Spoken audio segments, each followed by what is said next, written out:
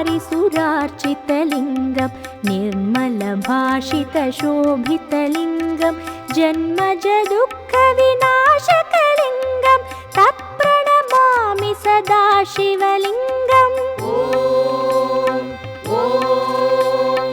देवमुनिप्रवरार्चितलिङ्गं कामदहं करुणाकरलिङ्गं रावणदर्पविनाशनलिङ्गं तत्प्रणमामि सदा शिवलिङ्गम्।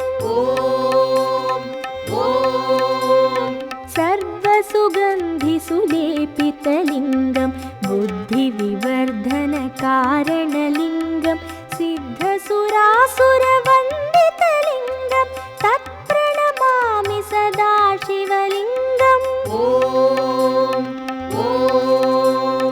कनकमहामणिभूषितलिङ्गं पणिपतिवेष्टितशोभितलिङ्गं दक्षसुयज्ञविनाशनलिङ्गं तत्प्रणमामि सदा शिवलिङ्गम्।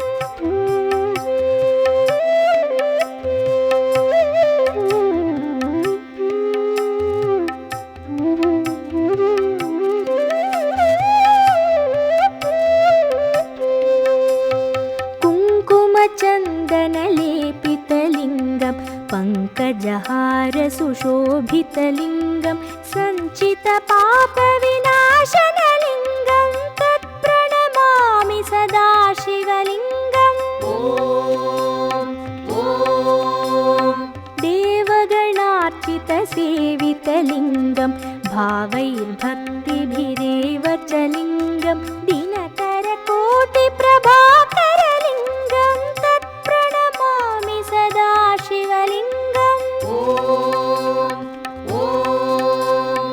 अष्टदलोपरिवेष्टितलिङ्गं सर्वसमुद्भवकारणलिङ्गम् अष्टदरिद्रविनाशकलिङ्गं तत्प्रणमामि सदा शिवलिङ्गम्।